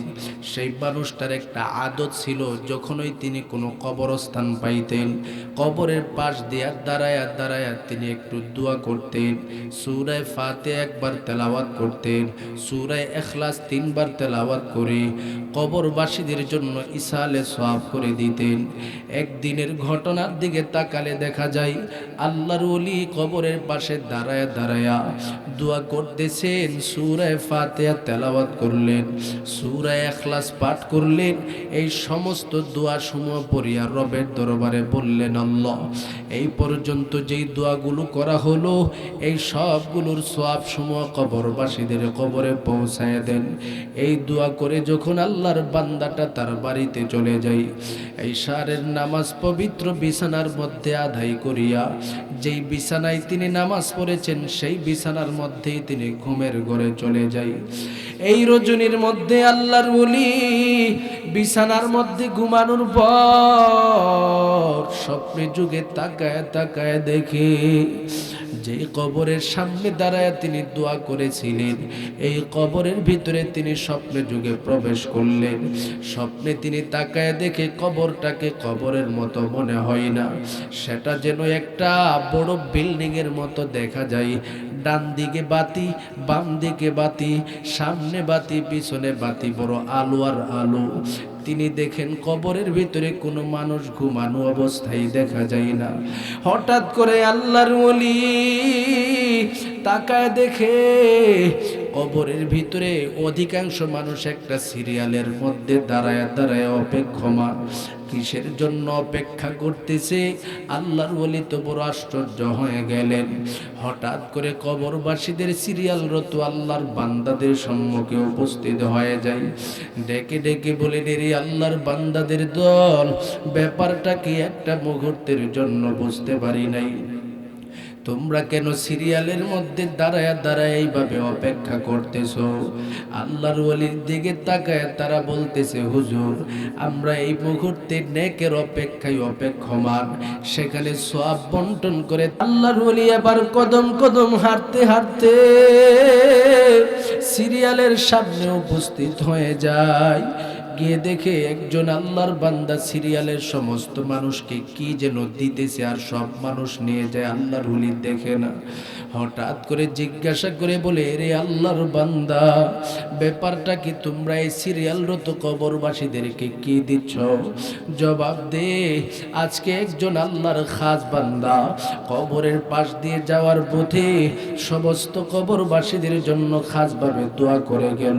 প্রতিটা দোয়ার সওয়াব তাদের কবরের মধ্যে চলে আসে, আর সেটা বন্টন করার জন্য রবের পক্ষ থেকে ঘোষণা হলো। আর তারা সিরিয়ালের মধ্যে দাঁড়ায়া দাঁড়ায়া বন্টনকৃত সওয়াবগুলো নেওয়ার জন্য দাঁড়ায়া গেছে। আল্লাহর ওলি দৃশ্যটা দেখিয়া বড় আশ্চর্যান্বিত হয়ে যায়। এইভাবে কবরবাসীরা কবরের মধ্যে থাকিয়া সওয়াব পাইতে থাকে। হঠাৎ করে তিনি ডান দিকে নজর পড়ে যায়।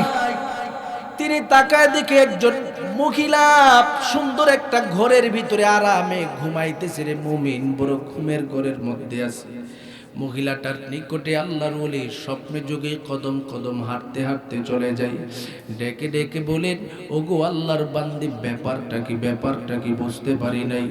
কবরের মধ্যে সমস্ত মানুষের দিকে তাকায় দেখি তারা সিরিয়ালের মধ্যে দাঁড়ায় রয়েছে, অথচ আপনি ঘুমের ঘরের মধ্যে আছেন, বড় স্বাচ্ছন্দ্যে সময় কাটাইতেছি। আপনি কেন সিরিয়ালের মধ্যে দাঁড়ান না? মহিলাটা ডেকে ডেকে বলেন, হুজুর, এই দিবসের মধ্যে আমার নেক আমলের কোনো প্রয়োজন নাই। এই দিবসের মধ্যে সিরিয়ালে দাঁড়ানোর কোনো প্রয়োজন নাই। আমার জমিনের মধ্যে আমি এমন নেকের পরিবেশ করে দিয়ে আসছি, আমার কবরে একের পর এক সেই নেক আগমন করতেছে। আল্লাহর ওলি বড় আশ্চর্যান্বিত হয়ে যায়। ডেকে ডেকে বলেন, রে আল্লাহর বান্দি, ব্যাপারটাকে বুঝতে পারি না। তোমার দুনিয়াতে এমন কি জিনিস রেখে দিয়ে আসছো যার সওয়াব তোমার কবরের মধ্যে ধারাবাহিকভাবে আগমন করতে থাকে? মহিলাটা ডেকে ডেকে বলেন, হুজুর, দুনিয়াতে আমার একটা সন্তান রবের পক্ষ থেকে দেওয়া হয়েছিল। সন্তানটা আগমন করার সাথে সাথে সন্তানকে আমি পরিপূর্ণভাবে ডান কানে আযান, বাম কানে ইকামত দিয়ে রিসিভ করে নিলাম। অতঃপর সন্তান যখন 7 দিনে উপনীত হলো, আমি মায়ের সামর্থ্য মোতাবেক আকিকা করলাম, সুন্দর নাম রাখলাম। সন্তান যখন জবান খুলে কথা বলতে পারে, আমি আমার সন্তানকে আমার নাম শিখাই নাই, দাদার ডাক শিখাই নাই, বাবার ডাক শিখাই নাই। আল্লাহ আল্লাহ নামক ডাকটা আমার সন্তানকে আমি শিখাইছি। আমার সন্তানের যখন 7 বৎসরে উপনীত হয়ে যায়, আমার সন্তান তার বাবার সাথে সাথে মসজিদমুখী হয়ে যায়। আমি আমার স্বামীকে বলতাম, স্বামী গো, তুমি যদি মসজিদে যাও আমার সন্তানকে আঙ্গুলে ধরে ধরে মসজিদে নিয়ে যাইবা। আমার স্বামী ঠিক তাই করেছেন। প্রতিটা দিন যখন এই মসজিদে যাইত, আমার 7 বছরের সন্তানটিকে হাতের মধ্যে ধরে ধরে ধরে ধরে মসজিদে নিয়ে যাইত। আমি মা যখন নামাজের মধ্যে দাঁড়ায় যাইত,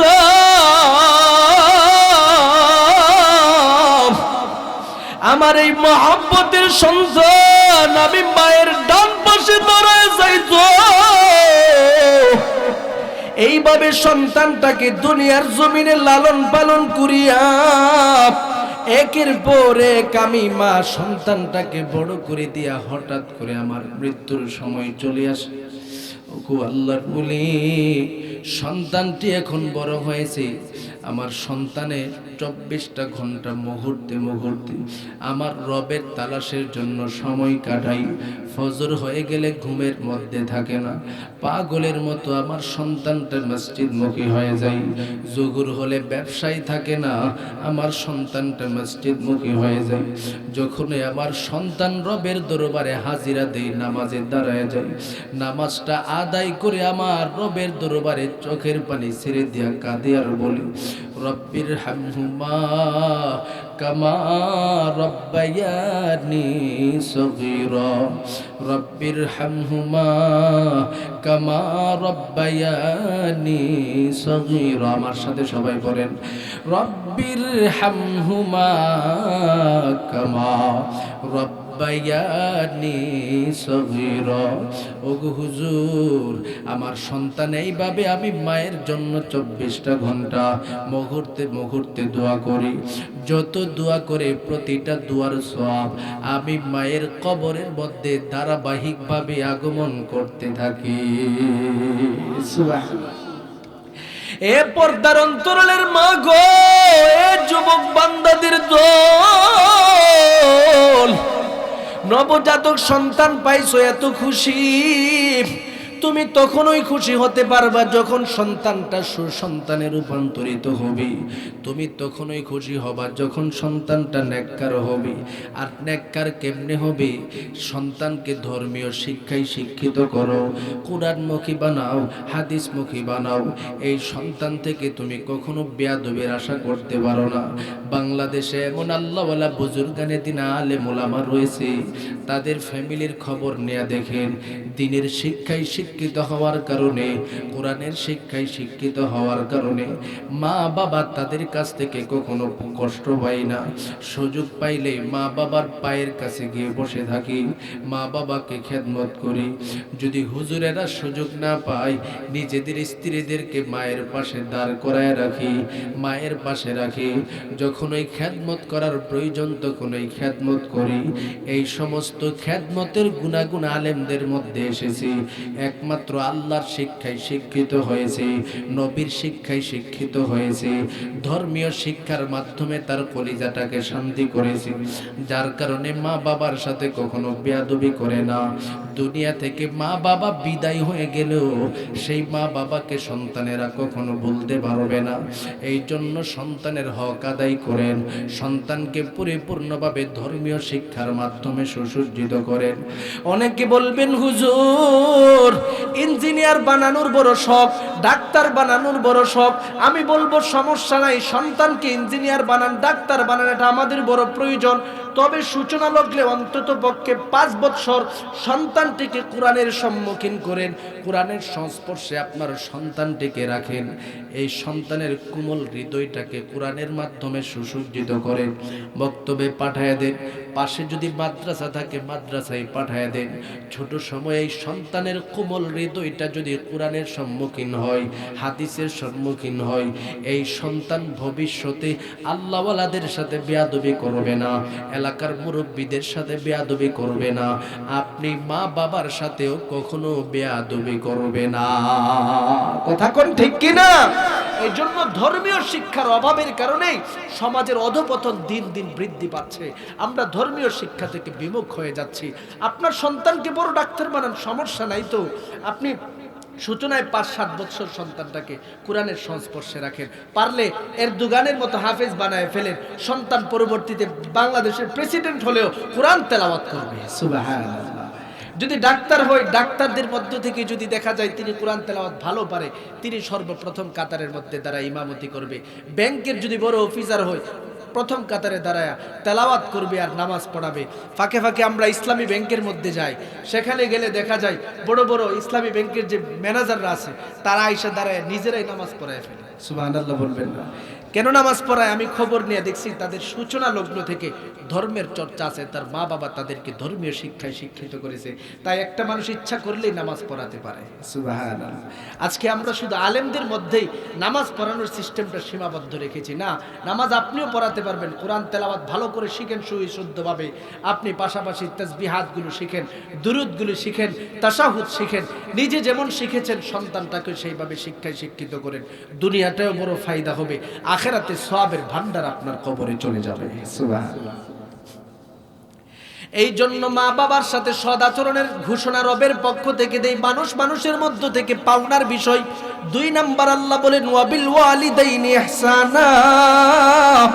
এরে সন্তান, দুনিয়াতে তুমি যতদিন পর্যন্ত থাকবা তোমার মা বাবার সাথে তুমি সদাচরণ করো। আর মা বাবাদেরকে বলা হচ্ছে, মা বাবা সন্তানের হক পরিপূর্ণভাবে তুমি আদায় করো। এরপরে রবের পক্ষ থেকে মানুষ মানুষের হক বর্ণনা করতে যায় 3 নম্বরে বলতেছেন ওয়াজিল কুরবা। মা বাবার হক আদায় করার পর আত্মীয় স্বজনের সাথে সদাচরণ করো, ভাই ভাইয়ের সাথে সদাচরণ করো, ভাই বোনের সাথে সদাচরণ করো, নিজের মহব্বতের পাড়া প্রতিবেশী যারা আছে সবার সাথে ভালো আচরণ করো। একটা মুহূর্তের জন্য আত্মীয়তা বিচ্ছেদ করবা না, আত্মীয়তা সম্পর্ক নষ্ট করবা না। কারণ আমার নবী বলেন, ক্বালা রাসূলুল্লাহ সাল্লাল্লাহু আলাইহি ওয়াসাল্লাম, লা ইয়াদখুলুল জান্নাতা কাতি আই কাতিউর রাহিম। দুনিয়াতে যারা রক্ত সম্পর্কে আত্মীয় স্বজনদেরকে বিচ্ছেদ করে ফেলে তারা কখনো জান্নাতের ভিতরে প্রবেশ করতে পারবে না। ও হাজী সাহেব, ও নামাজি, ও যাকাত দেনওয়ালা মুজাক্কি, ভালো করে শুনে নেন। আপনি তো মনে করতেছেন আমি হাজী সাহেব হয়ে গেলাম, আমার মতো বড় আল্লাহওয়ালা বুজুর্গ আর কে হতে পারে? আমি 5 ওয়াক্ত নামাজ পড়ি, আমার মতো নামাজি আর কে হতে পারে? আপনি যে এত ইবাদত করতেছেন, একদিকে ইবাদত করেন, অপরদিকে সামাজিকভাবে আপনার বোন আছে, বোনের হক মারতেছেন, বোনের সম্পদের উপরে আপনার নজর চলে যায়, বোনের সম্পদ কিভাবে মারবেন সেই টেনশনের মধ্যে থাকেন। আমার নবী বলেন, বোনের সম্পদ মারিয়া বোনকে যদি কোনো মানুষ এইভাবে বিচ্ছেদ করে ফেলে সে কখনো জান্নাতের ভিতরে প্রবেশ করতে পারবে না। যত বড় আল্লাহওয়ালা হন, যত বড় বুজুর্গ হন, যদি মানুষ আপনার আপন বোন, সেই বোনটাকে আপনি বিচ্ছেদ করেছেন। সমাজে এমনও ফ্যামিলি আছে দেখা যায় বাবা মারা গেছে, সম্পদগুলোকে সঠিকভাবে হিসাব করে দিয়ে যেতে পারে নাই, বড় ভাইটা বাড়িতে আছে, বোন আসে বাবার কাছ থেকে যে হকগুলি পাওনা আছে সেটা নেওয়ার জন্য বোনকে বাড়িতে পর্যন্ত উঠতে দেয় না। আছে না নাই? আপনি হাজী সাহেব হয়ে গেছেন, আপনি বড় নামাজি হয়ে গেছেন, এই বোনের হক মারার কারণে বোনকে বাড়িতে উঠতে দেন নাই বলে রবের দরবারে জবাব না দিয়া একটা কায়েক সামনের দিকে অগ্রসর হতে পারবেন না। এই জন্য আল্লাহ বলেন, মানুষ মানুষের মধ্যে যেই হক সমূহ রয়েছে এর মধ্যে ওয়াদিল কুরবা, আত্মীয়দের সাথে ভালো সম্পর্ক রাখা, আত্মীয় সম্পর্ক ভালো রাখা, আত্মীয়দের সাথে সদাচরণ করা, এটাও শ্রেষ্ঠ একটা হক। এই হকটা পরিপূর্ণভাবে আদায় করতে হবে।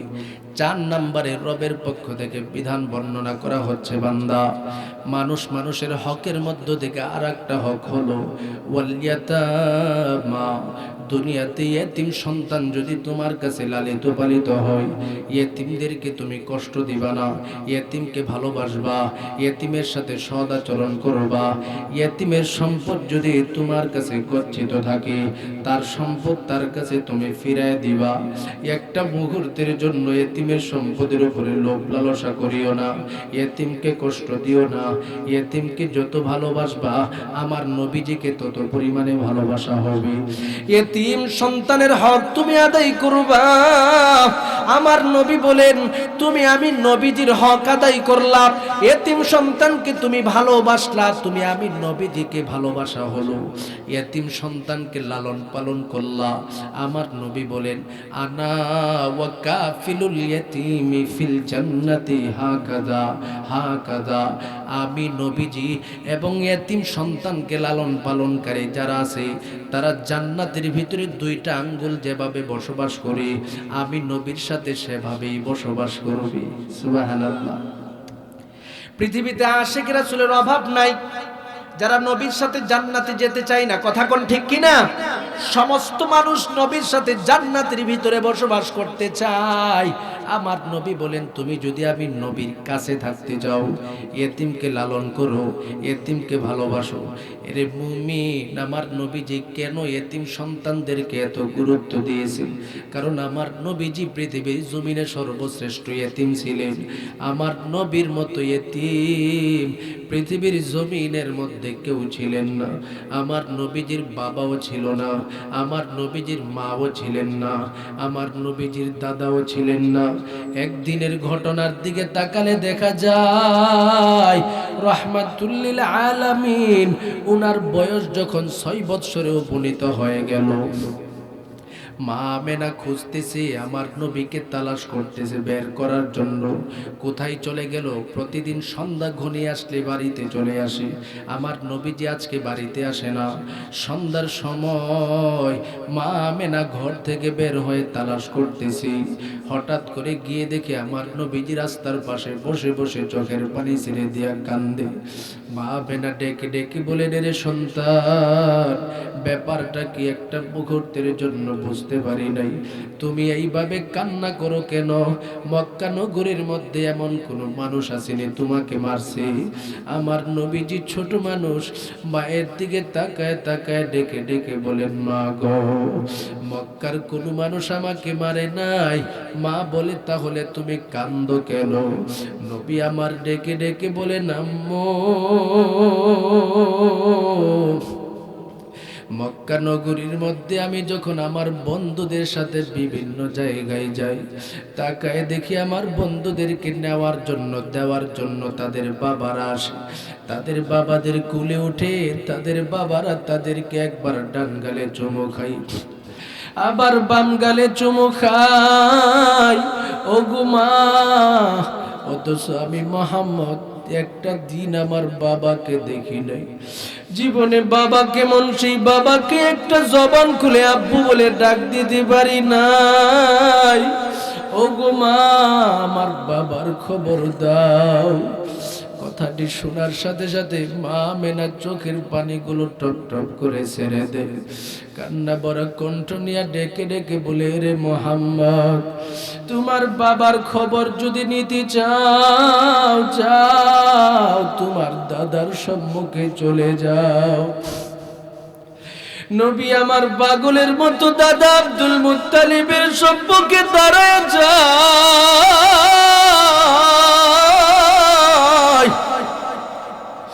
চোখের পানিগুলো টপ টপ করে ছেড়ে দিয়া কান্দে আর বলে, ও দাদা। নবী আমার কান্দে, ডেকে ডেকে বলে, নগু বাবা, কত ব্যক্তিদের দিকে তাকায় দেখি, কত সন্তানের দিকে তাকায় দেখি, তাদের বাবাদের দিলের ভিতরে বড় আকাঙ্ক্ষা, বাবাকে আব্বু বলার জন্য দিলের ভিতরে বড় আশা। নবী আমার বাবার কবরের পাশে দাঁড়ায় দাঁড়ায় কান্দে।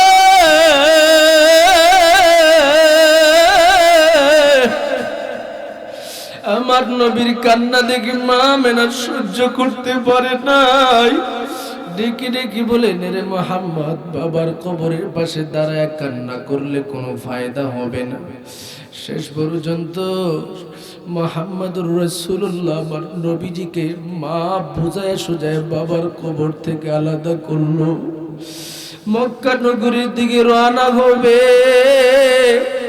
মদিনার আবওয়া নামক স্থানে যাওয়ার পর হঠাৎ করে তাকায় দেখে আমার নবীর মা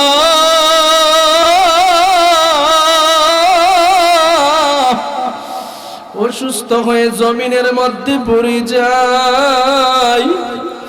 হঠাৎ করে উম্মে আইমানের দিকে তাকায়, মা আমেনা ডেকে ডেকে বলেন, রে উম্মে আইমান, আমার মন বলে এই দুনিয়ার জমিনে আমি আর বাঁচব না। রে উম্মে আইমান, আমার সন্তানটা বড় ছোট মানুষ, এই সন্তানটা জীবনে বাবাকে মন দেখে নাই। আমি মা যদি দুনিয়া থেকে বিদায় হয়ে যায়, আমার সন্তানকে কে দেখবে? তোমার কাছে দিয়ে যায় আমার সন্তানকে মা বাবার ভালোবাসা দিয়ে লালন করিও। তার দাদাকে বলবা জীবনে যত অপরাধ করছি সব অপরাধ যেন মাফ করে দেয়। এই কথা বলে মা আমেনার চক্ষুটা বন্ধ হয়ে যায়। নবী আমার মায়ের ইন্তেকালের বিষয়টা বুঝতে পারে না, ছোট মানুষ। হঠাৎ করে মাকে আম্মু আম্মু বলে ডাকে।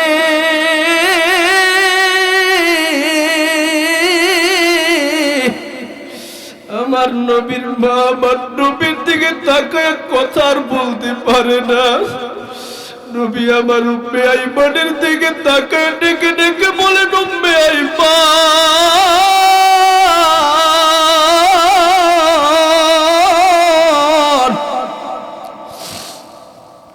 এতক্ষণ পর্যন্ত আমার মা আপনার সাথে কথা বললো, এখন আমি মুহাম্মদের সাথে কেন কথা বলি না?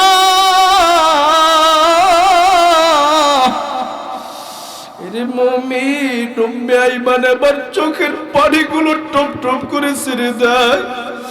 কান্না ভরা কণ্ঠ নিয়ে ডেকে ডেকে বলে, রে মুহাম্মদ, তোমার মা তোমার সাথে কেমনে কথা বলবে? তোমার মা তো আমাদের সবাইকে ছেড়ে চিরতরে দুনিয়া থেকে বিদায়। নবী আমার ছোট মানুষ কথাটা শুনে সহ্য করতে পারে না।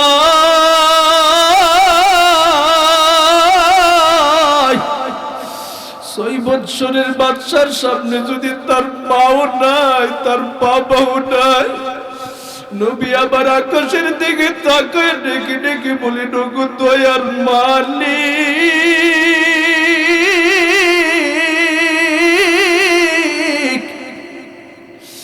এই দুনিয়াতে আমার বাবাও নাই, আমার মাও নাই, আমার যাওয়ার মতো কোনো পথ নাই। আমার নবীর কান্না দেখে আকাশের রহমতের ফেরেশতারাও সহ্য করতে পারে না। ডেকে ডেকে বলেন, ওগো দয়ার মালিক,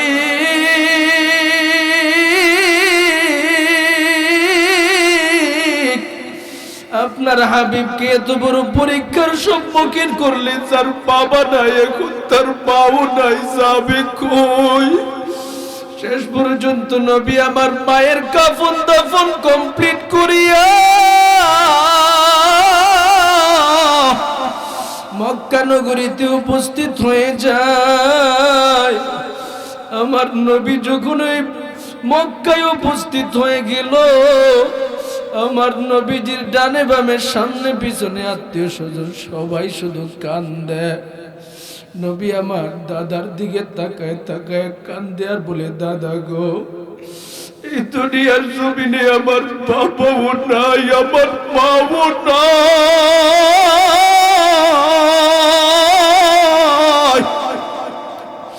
ও দাদা, এই দুনিয়াতে আমার যাওয়ার মতো কোনো পথ নাই। মক্কা নগরীতে মরুভূমির ধুলি বালি দিয়ে আমার শরীর যখন ভরে যেত, আমার মা কত সুন্দর করে আমার শরীরটাকে পরিষ্কার করে দিত। ও দাদা, এখন আমার মা নাই, আমি কার কাছে যাব? কে আমাকে গোসল করাবে? ও দাদা, এখন থেকে আমার মায়ের গলায় ধরে আমি ঘুমাতে পারবো না। দাদা গো, আমি এখন যাব কই? আমার যে যাওয়ার মতো কোনো পথ নাই। আমার নবীর কান্না দেখে দাদা আব্দুল মুত্তালিব বলে, মুহাম্মদ, মা নাই বাবা নাই, কি হলো? আমি দাদা তো এখনো আছি। শেষ পর্যন্ত দাদার কাছে টানা 2 বছর পর্যন্ত লালিত পালিত হয়।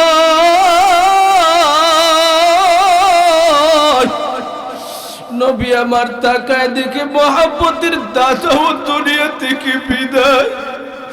আমার নবী আর মক্কা নগরীতে কেউ নাই, কেউ নাই, বাবাও নাই, মাও নাই, দাদাও নাই। নবী আবার এবার চাচার দরওয়াজার সম্মুখে দাঁড়ায় যায়।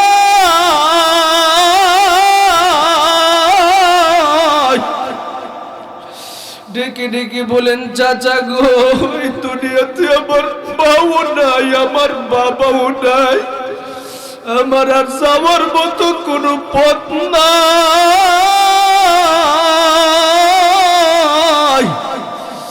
আমার নবীর কান্না দেখে মক্কা নগরের প্রতিবেশী সবার কান্নার রোল পড়ে যায়। আমার নবীজির কেউ নাই। এরে মুমিন, এমন একজন ইতিম আমার নবী, জন্মের পরে বাবা কেমন তাকেও দেখে নাই, মায়ের আদরও পাই নাই, দাদার আদরও পাই নাই।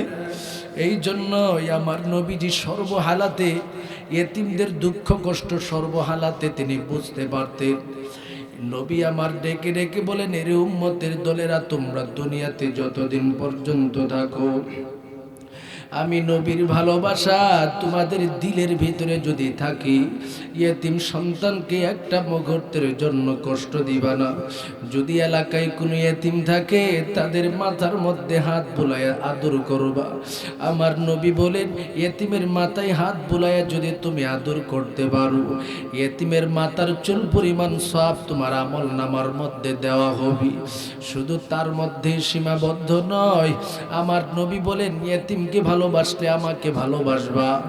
এ পর্দার অন্তরালের মা, এ যুবক সন্তান ও আল্লাহর বান্দাদের দলেরা, সবার কাছে বলে যাই, যদি আপনার নজরে দেখেন ইয়েতিম সন্তানকে আদর করতে না পারেন, ইয়েতিমের সম্পদের প্রতি আপনার লোভ লালসা চলে যায়, বুঝে নেবেন এই সম্পদ আপনি ভক্ষণ করবেন না, মানি হলো জাহান্নামের আগুন আপনি ভক্ষণ করবেন। এটা আমার কথা নয়, আল্লাহ নিজেই ঘোষণা প্রদান করে দিয়েছেন, ইন্নামা ইয়াকুলুনা ফি বুতুনিহিম নার। যারা ইয়েতিমের সম্পদ খায়, তারা যেন মৌলিকভাবে জাহান্নামের আগুন ভক্ষণ করে। এই কারণে ইয়েতিমকে ভালোবাসা, ইয়েতিমকে আদর করা, ইয়েতিমের সম্পদ ইয়েতিমের কাছে ফিরায় দেওয়ার ঘোষণা আল্লাহ বলেন, ওয়া আতুল ইয়াতামা আমওয়ালাহুম, ইয়েতিমের সম্পদ ইয়েতিমের কাছে ফিরায় দাও, ইয়েতিমকে ভালোবাসো। এটা হলো মানুষের হকের মধ্য থেকে শ্রেষ্ঠ একটা হক। এরপরে 5 নম্বরে আল্লাহ বলেন, বান্দা, দুনিয়াতে যতদিন পর্যন্ত থাকবা, আমি রবের পক্ষ থেকে তোমার জন্য 5ম নম্বরের হক হলো মানুষের উপর। ওয়াল মাসাকিন, সমাজে যদি কোনো মিসকিনকে তুমি দেখো, মিসকিনকে ভালোবাসো, মিসকিনকে তুমি সাহায্য করবা, যতটুকু পারবা মিসকিনকে তুমি সহযোগিতা করবা। মিসকিন যদি হাত পাতে, মিসকিনকে দূর দূর বলে দূরে সরাইয়া দিবা না। এটা হলো রবের পক্ষ থেকে তোমার জন্য নির্দেশনা। এরপরে আল্লাহ বলেন, মানুষের হকের মধ্যে আরেকটা হক হলো ওয়াকুলু লিন্নাসি হুসনা। দুনিয়াতে যতদিন পর্যন্ত থাকবা, মানুষের সাথে সুন্দরভাবে কথা বলো, সমাজে একসাথে বসবাস করবা, একসাথে খাবার খাইবা, একসাথে চলবা। একে অপরের সাথে এমন ব্যবহার করিও না যার কারণে ফ্যামিলির মধ্যে ঝগড়া হয়, সামাজিক মানুষের মধ্যে বংশে ঝগড়া হয়, এলাকা ঝগড়া হয়। এমনভাবে কথা বলো যেই কথার কারণে সমাজের মধ্যে শান্তি চলে আসে। এমনভাবে বক্তব্য উপস্থাপন করো যেই বক্তব্যের মাধ্যমে তোমার সমাজটা বড় শান্তির সমাজ হয়। কারণ মুসলমান সন্তান তো এই ব্যক্তি, যেই ব্যক্তি তার জবান থেকে অপর ভাইকে কখনো কষ্ট দিতে পারে না। হাতের মাধ্যমে অপর ভাইকে কষ্ট দিতে পারে না। বুখারী মুসলিমের হাদিস, قال رسول الله صلى الله عليه وسلم المسلم من سلم المسلمون من لسانه ويده। মুসলমান সন্তান জবান থেকে অপর মুসলমান ভাই নিরাপদ থাকবে, মুসলমান সন্তানের হাত থেকে অপর মুসলমান ভাই নিরাপদ থাকবে। যদি এইভাবে নিজেদের জীবনটাকে পরিচালনা করতে পারে, এই সমাজটা শান্তির সমাজ হয়ে যাবে, এই ফ্যামিলিটা শান্তির ফ্যামিলি হয়ে যাবে। এরপরে রবের পক্ষ থেকে ঘোষণা 7 নম্বরে আল্লাহ বলেন, বান্দা তুমি যদি আমি রবের পক্ষ থেকে শান্তির ফায়সালা পেতে চাও, ওয়া আকিমুস সালাহ, নামাজ নামক ইবাদত তোমাদের উপরে ফরজ করে দিলাম, নামাজ কায়েম করো। নামাজের মাধ্যমে তোমার জীবনটাকে তুমি সুসজ্জিত করো। যার নামাজ ভালো ওই ব্যক্তির কবর ভালো, যার নামাজ ভালো তার হাসর ভালো, তার জান্নাত পর্যন্ত সবকিছু সহজ। নামাজ যার ভালো না তার কবরটা বড় খারাপ, তার হাসরটা বড় খারাপ, তার মিজানের পাল্লাটা বড় খারাপ। সুতরাং নামাজের মাধ্যমে নিজের জীবনটাকে তুমি সুসজ্জিত করো। 8 নম্বরে রবের পক্ষ থেকে বর্ণনা, ওয়া আতুজ যাকাত, এরে বান্দা দুনিয়াতে যতদিন পর্যন্ত থাকবা যাকাত আদায় করো। তোমাকে রবের পক্ষ থেকে যেই সম্পদ সমূহ দান করা হয়েছে এই সম্পদগুলোকে পরিপূর্ণভাবে যাকাতের মাধ্যমে পবিত্র করো। এমন সমষ্টিগত 8টা বিধান যাদের মধ্যে থাকবে তার ব্যক্তিগত জীবন শান্তি, তার ফ্যামিলিগত জীবন শান্তি, তার সামাজিক জীবন শান্তি। এমনকি এই 8টা বিধান যদি রাষ্ট্রের মধ্যে প্রতিষ্ঠা করতে পারে গোটা রাষ্ট্রটাই শান্তিতে রূপান্তরিত হয়ে যাবে। সুবহানাল্লাহ। এটা হলো আমার মৌলিক আলোচনা। আল্লাহ পাক আমার তেলাওয়াতকৃত আয়াতের মধ্যে দুনিয়ার সমস্ত মানব জাতিদের জন্য সঠিক ফাইসালা প্রদান করে দিয়েছেন। বান্দা তুমি যদি জিন্দেগিতে শান্তির ফাইসালা পেতে চাও, তোমার জীবনে যদি শান্তি আনতে চাও, আমি রবের পক্ষ থেকে ঘোষণা 3টা হক আমি আল্লাহর, বাকি 5টা হক মানুষের। প্রথম নম্বরের হক হলো লা তা'বুদুনা ইল্লাল্লাহ, এটা আমি আল্লাহর, আমি আল্লাহ ছাড়া আর কারো ইবাদত করবা না। শেষ 2টাও আমি আল্লাহর হক, আকিমুস সালাহ, আমি রবের জন্য তুমি নামাজ কায়েম করো, ও আতুজ যাকাত, তোমাকে যে সম্পদ দান করেছি সম্পদগুলোকে পরিপূর্ণভাবে পবিত্র করে যাকাত আদায় করার মাধ্যমে। আজকে আমাদের সমাজে যাকাতের বিধানটা সবচেয়ে থেকে বেশি পরিমাণে অবহেলিত। মানুষ মনে করে সম্পদ যাকাত দিলে, টাকা দিলে তো টাকা কমে যায়। মানুষ বুঝে না এই যাকাত আদায় করলে যে আল্লাহ পাক সম্পদ বাড়ায় দেয়। আল্লাহ নিজে ওয়াদা দিয়েছেন যদি আপনি পরিপূর্ণভাবে হিসাব করে যাকাত আদায় করতে পারেন, আল্লাহর ঘোষণা ফায়ুযাইফাহু আযআফান কাসীরা, আল্লাহ বলেন চক্র বৃদ্ধি হারে আপনার সম্পদ রবের পক্ষ থেকে বাড়িয়ে দেওয়া হবে। সুবহানাল্লাহ। শুধু বাড়ানোই নয়, আপনার সম্পদের নিরাপত্তার দায়িত্ব রবের দরবারে চলে যাবে। সুবহানাল্লাহ। আজকে আমরা যাকাত আদায় করি না, তাই আমরা যাকাতের ক্ষেত্রে সচেতন হব। একটা বছর চলে গেলেই চিন্তা করবেন আপনার নগদ সম্পদ আছে কিনা, রূপা আছে কিনা, স্বর্ণ আছে কিনা, ব্যবসায়ী পণ্য আছে কিনা।